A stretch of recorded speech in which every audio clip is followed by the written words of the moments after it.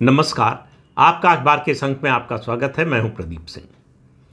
देशों और समाजों के इतिहास में ऐसे मौके आते हैं जब कोई एक घटना बहुत सारे चेहरों से नकाब हटा देती है। जो लोग मेरी उम्र के हैं या मुझसे बड़े हैं उन सब लोगों ने देखा होगा, जो मुझसे 5-10 साल छोटे हैं उन्होंने भी देखा होगा। एक छोटी सी बात कि घरों में एक समय बर्तनों पर कलई चढ़वाने का बड़ा रिवाज था। ये स्टील के बर्तन आने से पहले के दौर की बात कर रहा हूँ। और उससे होता क्या था कि उसका जो पुरानापन है, उसकी गंदगी जो है वो छिपा दी जाती थी, नए जैसे लगते थे बर्तन। तो ये जो नकाब ओढ़कर समाज सुधारक बनते हैं, ये जो नकाब ओढ़कर देश की सुरक्षा, देश की बेहतरी की बात करते हैं, ऐसे मौके आते हैं कुछ कि उस समय वो एक्सपोज हो जाते हैं। ये वक्फ संशोधन विधेयक एक ऐसा ही मौका है। दरअसल जो है, मैं ये बात तीसरी बार कह रहा हूँ, पूरा विपक्ष एक तरह से बेनकाब हो गया है कि उसको न तो समाज की चिंता है, न देश की चिंता है, और न ही जिस सामाजिक वर्ग के वो रखवाले बनते हैं, जिस सामाजिक वर्ग की रक्षा करने का वो दावा करते हैं, उनके हित में सोचते हैं। वक्फ संशोधन विधेयक ने इन सब लोगों को एक्सपोज किया है। और मैं तो ये भी कह रहा हूँ कि जो बहस हुई है, अगर आपने उसको सुना हो ध्यान से दोनों सदनों में, तो भारतीय जनता पार्टी का एक कालखंड ऐसा रहा, उसको भी एक्सपोज करता है। ये चाहे एक्ट जो है 1954 का हो, 1995 का हो, या 2013 का जो संशोधन है, जिसके खिलाफ आज जो है ये संशोधन विधेयक लेकर ये सरकार आई है, उसमें भारतीय जनता पार्टी का भी समर्थन रहा है। तो आप इससे समझिए कि देश की राजनीति किस दिशा में चल रही थी। भारतीय जनता पार्टी के नेताओं में भी ये हिम्मत नहीं थी कि वो सच को सच कह सके। सेकुलरिज्म का ऐसा आतंक था कि सच को सच कहेंगे तो हमको कम्युनल कह दिया जाएगा। हालांकि जैसे पहले नहीं कहा जाता था, आप कुछ भी करें, कितने भी बड़े सेकुलर बनने की कोशिश करें, आपको कम्युनल ही माना जाता था, माना जाता है। तो सच को सच कहने की तो हिम्मत दिखाइए इस सरकार और पहले की सरकारों में, चाहे वो कांग्रेस की रही हो चाहे बीजेपी की, दोनों की बात कर रहा हूँ।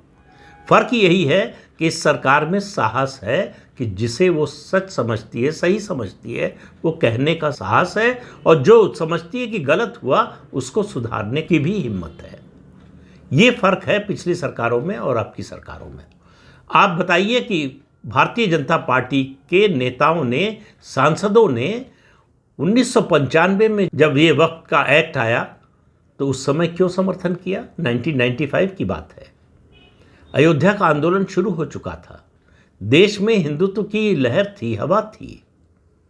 हिंदुत्व के मुद्दे पर भारतीय जनता पार्टी को समर्थन मिल रहा था। 1984 में 2 सीट से 1989 यानी 1989 में उसकी सीटों की संख्या लोकसभा में 85 हो गई, और 1991 में उसकी सीटों की संख्या बढ़कर 162 या 163 हो गई। अब ऐसे हालत में संसद में इतनी बड़ी ताकत भारतीय जनता पार्टी की इससे पहले कभी नहीं रही। तब भी भाजपा के समर्थन से ये बिल पास हुए। हालांकि भाजपा के समर्थन की जरूरत नहीं थी, इसके बावजूद भाजपा ने समर्थन किया। तो भाजपा किस सोच की, किस मानसिकता से जकड़ी हुई थी, इसका आप अंदाजा लगाइए। तब आपको समझ में आएगा कि मोदी के आने के बाद और उत्तर प्रदेश में योगी आदित्यनाथ के मुख्यमंत्री बनने के बाद क्या परिवर्तन आया कि अयोध्या आंदोलन भी भाजपा को सेकुलरिज्म के दबाव से निकाल नहीं पाया। इतना बड़ा समर्थन मिलने के बाद भी भाजपा उसी लगभग रास्ते पर चल रही थी जिस पर कांग्रेस पार्टी चल रही थी। तो उस समय की भाजपा और कांग्रेस में कोई ज्यादा अंतर नहीं था। लेकिन आज और उस समय दोनों परिस्थितियों की, दोनों कालखंडों की तुलना कीजिए तो आपको अंतर समझ में आएगा कि देश कहां से कहां पहुंचा है और भाजपा में कितना बड़ा परिवर्तन आया है। भाजपा की नेताओं में की सोच में कितना बड़ा परिवर्तन आया है, उनके मन में क्या है मुझे नहीं मालूम, लेकिन कम से कम जो सार्वजनिक अभिव्यक्ति है उसमें जरूर परिवर्तन दिखाई दे रहा है। लेकिन मैं आज एक दूसरी बात कह रहा हूं इस वक्त संशोधन विधेयक पर संसद के दोनों सदनों में चर्चा चली। उसके बाद जिस तरह की प्रतिक्रियाएं आई हैं, सिर्फ एक प्रतिक्रिया की बात करूंगा। तृणमूल कांग्रेस की सांसद हैं महुआ मोइत्रा, पश्चिम बंगाल की मुख्यमंत्री ममता बनर्जी की बड़ी प्रिय हैं। एक मामले में उनकी सदस्यता जा चुकी है पिछली लोकसभा में, उनकी सदस्यता गई, बाई इलेक्शन लड़ी, फिर जीत कर आई और 2024 के चुनाव में फिर से उनको जीत हासिल हुई, लोकसभा की सदस्य है। ये विधेयक जब पास हुआ लोकसभा में तो उन्होंने कहा ये भारतीय जनतंत्र का काला दिन है, और दूसरी बात उन्होंने कहा कि ये जिस तरह से पास हुआ है वो बड़ा अनफेयर है। अब आप सोचिए कि जनतंत्र की एक नई परिभाषा, डेमोक्रेसी की एक नई डेफिनेशन लेकर महुआ मोइत्रा आई हैं और उनका विरोध किसी ने अभी तक किया नहीं है। वो कह रही हैं कि जो मत पड़े उनमें पक्ष और विपक्ष के मतों में लगभग 50 वोटों का अंतर है। 288 वोट जो है इस संशोधन विधेयक के पक्ष में पड़े और 232 वोट पड़े विरोध में। तो उनका कहना है कि इतना कम अंतर है, इसलिए ये विधेयक जो है जनतंत्र का काला दिन है।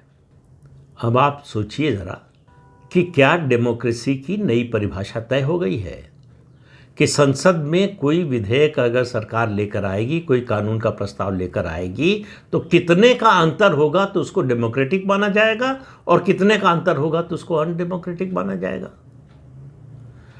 जनतंत्र बहुमत के आधार पर चलता है। 1999 में एक वोट से अटल बिहारी वाजपेयी की सरकार गिरी थी।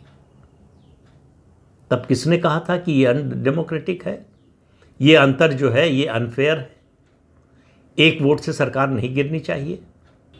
कितने लोगों ने कहा था जब 1993 में झारखंड मुक्ति मोर्चा केस आया, सांसद खरीदकर सरकार बचाई गई थी। 2008 में फिर यही काम हुआ, तब जनतंत्र के लिए काला दिन नहीं था, तब ये अनफेयर डेमोक्रेटिक प्रोसेस नहीं था।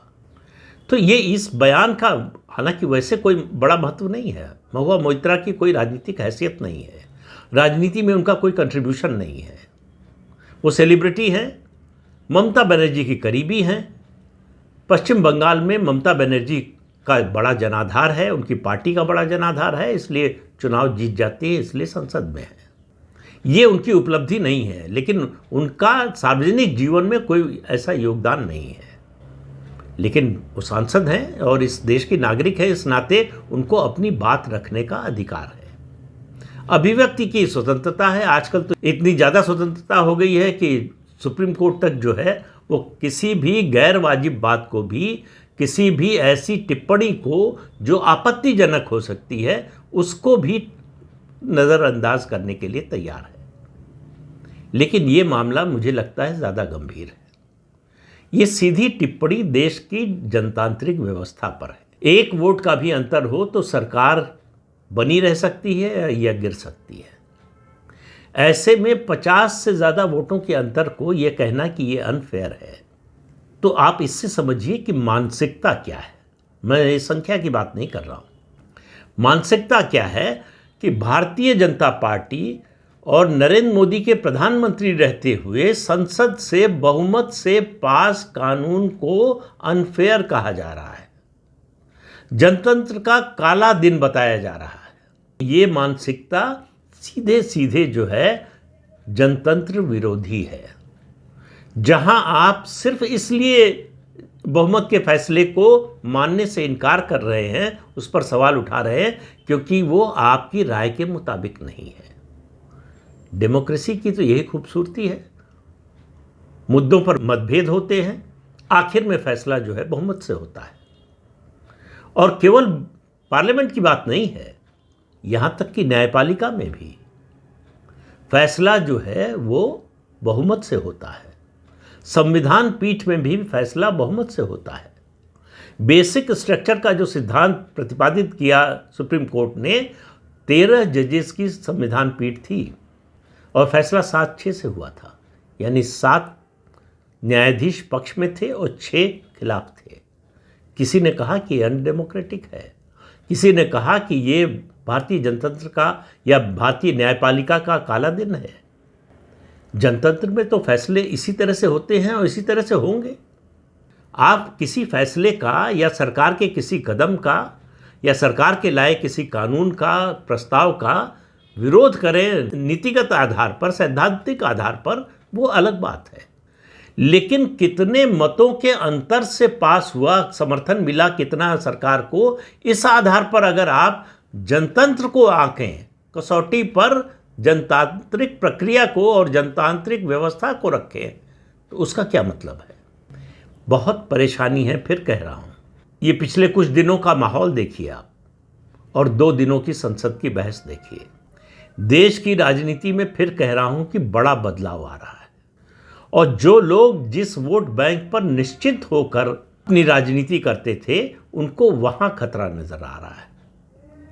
और फिर स्पष्ट कर दूं कि ये वक्फ संशोधन विधेयक हो, 3 तलाक का मामला हो, या कोई भी कदम हो इस सरकार का, जितनी उसकी वेलफेयर पॉलिसीज है, उनमें सबसे ज़्यादा आबादी के अनुपात से ज़्यादा हिस्सा मिला है मुस्लिम समाज को। लेकिन उस सब से कोई अंतर नहीं पड़ता जहाँ तक वोट की बात है। इस सब के बावजूद वोट नहीं मिलेगा बीजेपी को। लेकिन केवल वोट की बात होती तो बीजेपी शायद इस तरह से इन कार्यक्रमों को चलाती ही नहीं कि भाई आप हमें वोट नहीं देते तो हम आपको क्यों दें, लेकिन सरकार है तो इसलिए सबको देना है, तो हम आपकी आबादी के अनुपात से ज़्यादा क्यों दें। हम ये नीति बना सकते हैं कि जितनी आबादी है उससे ज़्यादा नहीं मिलना चाहिए। लेकिन सरकार ने अपनी किसी योजना के बारे में ऐसी कोई नीति नहीं बनाई। लेकिन जिस तरह के सवाल उठ रहे हैं संसद में, जिस तरह की बहस हुई है, तथ्यों के विपरीत जाकर कुल मिलाकर कोशिश पूरे विपक्ष की थी कि किसी तरह से मुस्लिम समाज को पीड़ित दिखाया जाए कि ये जो भारतीय जनता पार्टी के नेतृत्व वाली सरकार है, ये उत्पीड़न कर रही है मुसलमानों का। अब वक्फ बोर्ड जो है उसको मजहब से जोड़ दिया गया, जबकि कुरान में कहीं भी वक्फ बोर्ड का कोई जिक्र नहीं है। लेकिन उससे क्या होता है? संविधान में क्या है इससे कोई मतलब नहीं। जो संविधान में नहीं है वो अगर भाजपा विरोधी सरकार लाए तो वो ठीक है, वो संविधान सम्मत है। जो संविधान में है उसके मुताबिक अगर भाजपा के नेतृत्व वाली सरकार कोई कानून बनाए, कोई प्रस्ताव लाए, तो वो गलत है। ये जो मानसिकता है, ये मेरा मानना है कि विपक्ष के और पतन, बड़े पतन का कारण बनेगी। महुआ मोइत्रा या उनके जैसे सांसदों को, नेताओं को लग सकता है कि वो अपनी पार्टी का बहुत भला कर रहे हैं, अपनी पार्टी का बचाव कर रहे हैं और सरकार को और सत्तारूढ़ दल को कटघरे में खड़ा कर रहे हैं। दरअसल वो अपने को ही कटघरे में खड़ा कर रहे हैं। और ऐसा समय आएगा, और उसमें ज़्यादा समय नहीं है, जब जनता ऐसे लोगों को अपने वोट के जरिए जवाब देगी। और वो समय धीरे धीरे आ रहा है। आप वो परिवर्तन आपको होता हुआ दिखाई दे रहा है, और आने वाले समय में इसकी गति तेज होने वाली है। तो जिन लोगों को ये गलतफहमी है कि असत्य और अनैतिक बात बोलकर वो अपनी बात मनवा लेंगे, वो अपने को सही साबित कर देंगे, उनके लिए बुरे दिन का सिलसिला शुरू हो गया है। तो इस अंक में इतना ही। अगले अंक में फिर मिलेंगे किसी नए मुद्दे के साथ। तब तक के लिए अनुमति दीजिए। आपसे अनुरोध है कि ये चैनल देखिए, शेयर कीजिए, लाइक कीजिए और सब्सक्राइब जरूर कीजिए। नमस्कार।